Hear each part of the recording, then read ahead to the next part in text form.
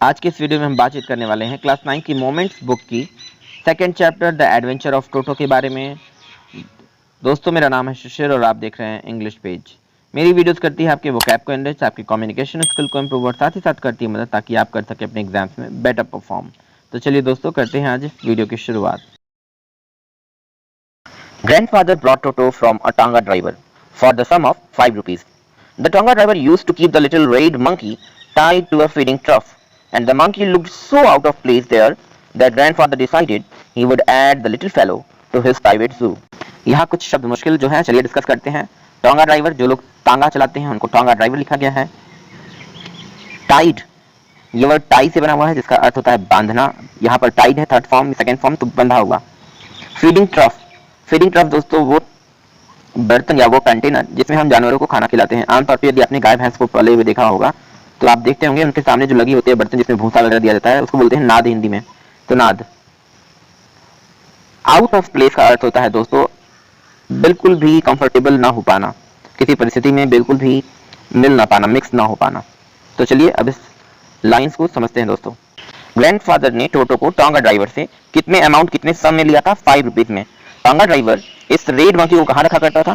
Tide to a feeding trough के सामने बांध के रखता था। और मंकी की क्या सिचुएशन थी? It looked so out of place, वहां वो बिल्कुल इतना उदास और बिल्कुल अनमिक्स दिखता था कि दादाजी ने क्या डिसाइड किया? दादाजी ने डिसाइड किया कि वो उसे अपने पर्सनल जू में रखेंगे, जो उन्होंने अपने स्तर पे अपने लिए जू बना रखा था तमाम जानवरों के लिए, उसमें रखेंगे। टोटो was a pretty monkey.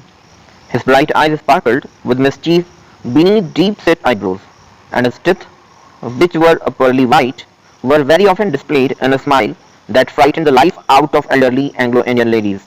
Pretty monkey था, pretty का अर्थ होता है सुंदर। His bright eyes sparkled, और उसकी चमकदार निगाहें sparkled करती थी। Sparkle का अर्थ होता है चमकना, तो उसकी चमकदार निगाहें चमका करती थी। और किस चीज से उसकी निगाहें चमकती थी? With mischief, mischief का अर्थ होता है शरारत, उसकी आंखें अक्सर शरारत से चमक उठती थी।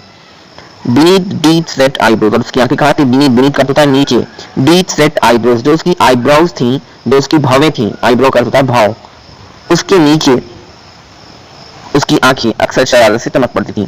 And his teeth, which were pearly white, और उसके जो दांत थे जो किस तरह के थे? pearly white, pearl की तरह सफेद, pearl का अर्थ होता है मोती, मोतियों की तरह उसके जो सफेद दांत थे, were very often displayed, very often प्रायः displayed दिख जाया करते थे, in a smile मुस्कुराते हुए, that frightened जो डरा दिया करती थी, the life out of elderly Anglo-Indian ladies, उन elderly बड़े उम्र की एंग्लो इंडियन महिलाओं को अक्सर बुरी तरह से डरा दिया करते थे।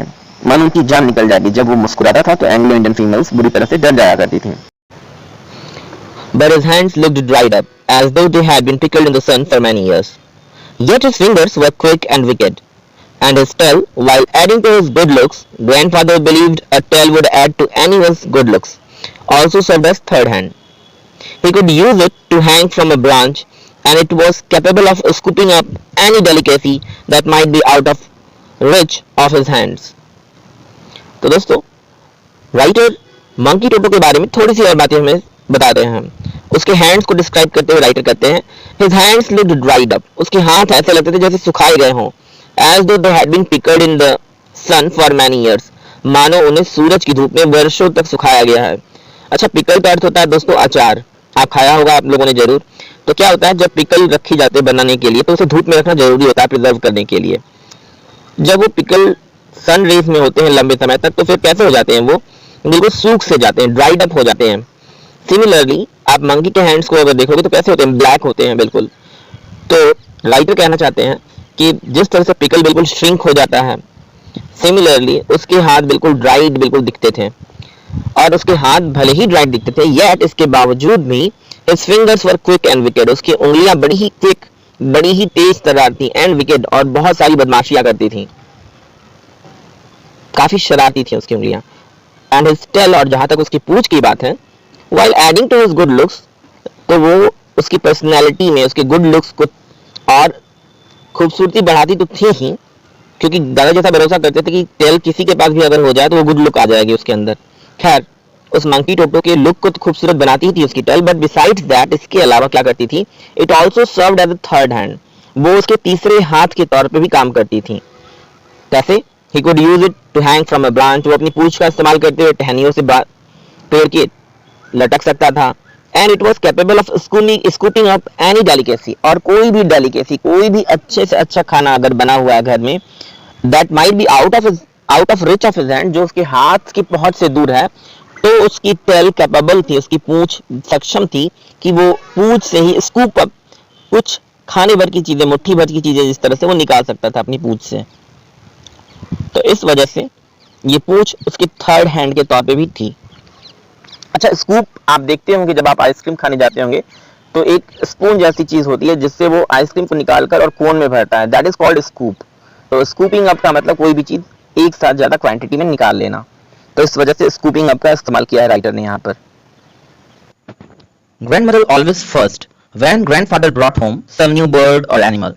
So it was decided that Toto's presence should be kept a secret from her until she was in a particularly good mood.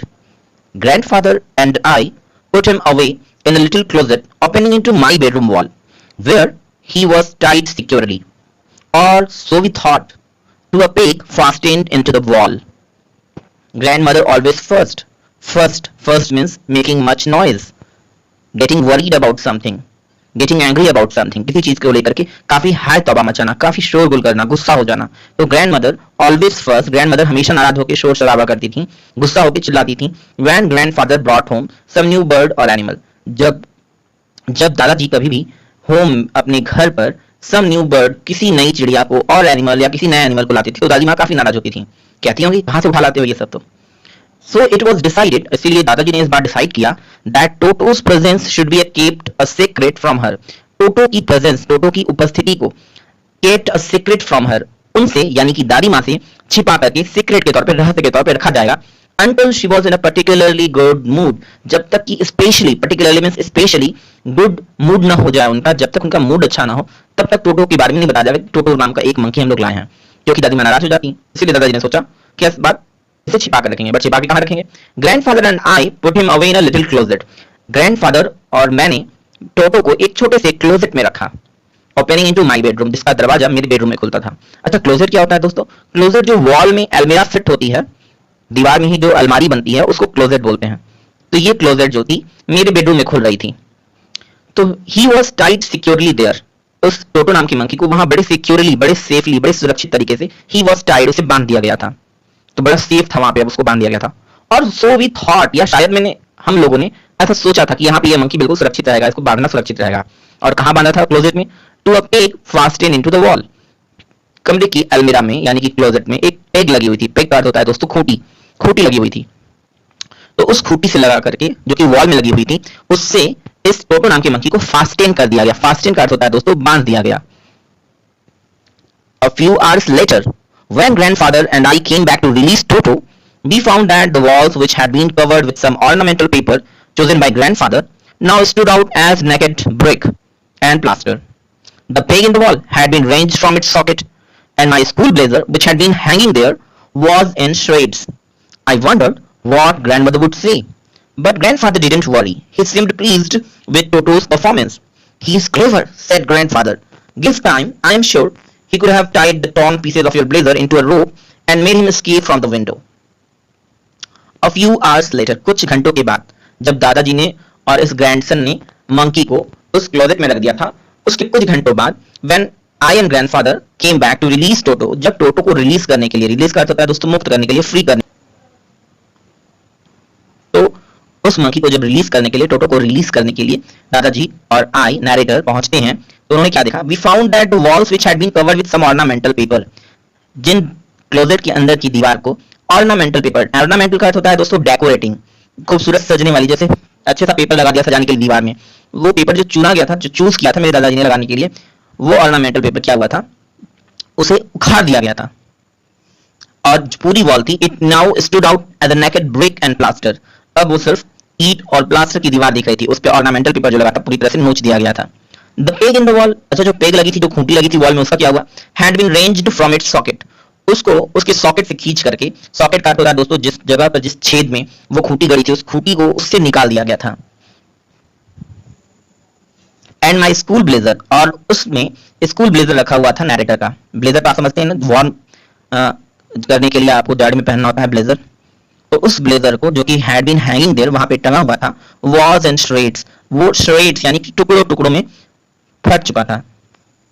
I wandered what grandmother would say, मुझे बड़ा सरप्राइज हुआ था, मैं सोच रहा था अब दादी माँ क्या कहेंगी। अब तक तो टोटो के प्रेजेंस को छिपाने की सोचे थे, पर अब तो टोटो ने इतनी सारी परेशानियां खड़ी कर दी, अब दादी माँ कितना गुस्सा होंगी। बट ग्रैंडफादर डिडंट वरी, पर दादाजी को कोई भी चिंता नहीं हुई। ही सीम्ड प्लीज्ड, बल्कि वो और भी ज्यादा प्लीज्ड, खुश हो गए विद टोटोस परफॉर्मेंस, टोटो की इस परफॉर्मेंस को देख करके। He is clever said grandfather, दादाजी ने क्या बोला? दादाजी ने बोला अरे ये तो बड़ा चालाक है। Given time I am sure he could have tied the torn pieces of your blazer into a rope, अगर हमने इसे समय दिया होता तो मैं पक्का से कह सकता हूं, आई am sure he could have tied the torn pieces of your blazer, तुम्हारे ब्लेजर के टॉर्न फटे हुए पीसेस को जोड़ करके ये एक रोप बनाता, and made his escape from the window, और उसे रस्सी बनाकर उसी रस्सी के सहारे विंडो से होता हुआ वो escape कर जाता, यानी कि भाग जाता। तो दादाजी बड़े खुश थे टोटो के परफॉर्मेंस से।